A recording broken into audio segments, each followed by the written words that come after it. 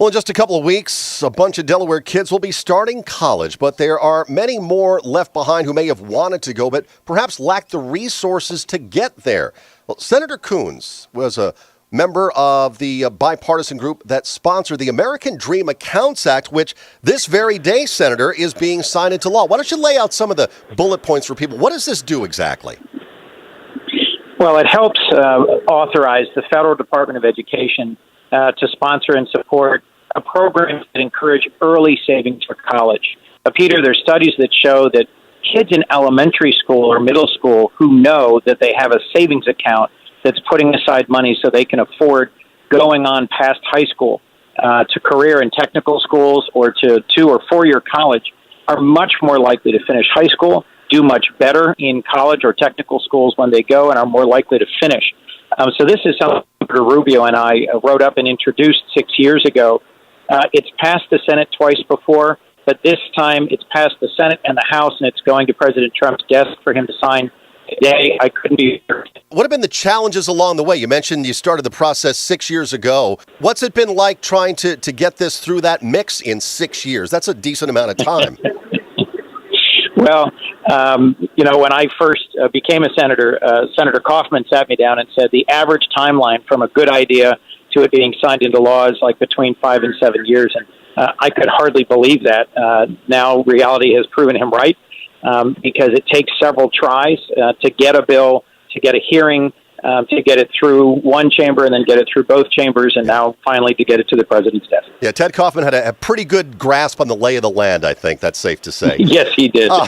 Let's talk about this other measure you're working on with Republican Senator Cory Gardner concerning opioid tracking.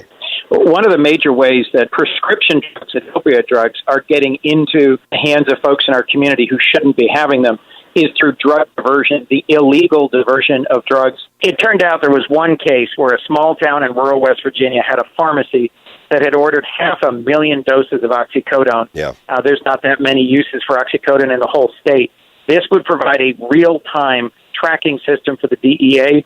So if there happen to be an unusually large number of orders from different distributors, different manufacturers, all coming to one small pharmacy, they can identify it, they can intercept it, and they can fight drug diversion. One of the ways that opioids are getting out of the system and into hands where folks shouldn't be having access to them.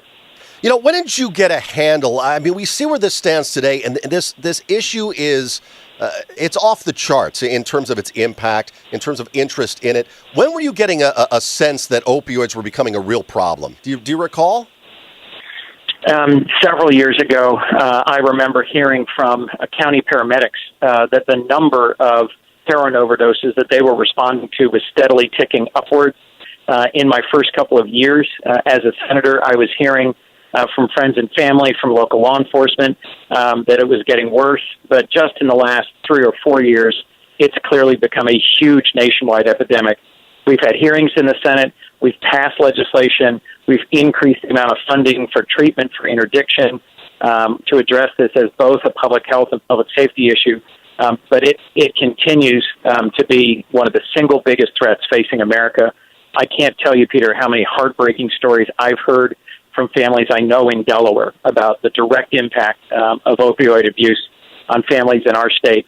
It's something that all of us need to be more aware of and more engaged and working hard to fight. Yeah, without question. Senator, thank you so much, and we'll keep an eye on the opioid tracking bill that Senator Coons is co-sponsoring with Republican Senator Cory Gardner. 7:38 right now here on Delaware's Morning News. Quick break. Traffic Watch on the 9's next as we continue.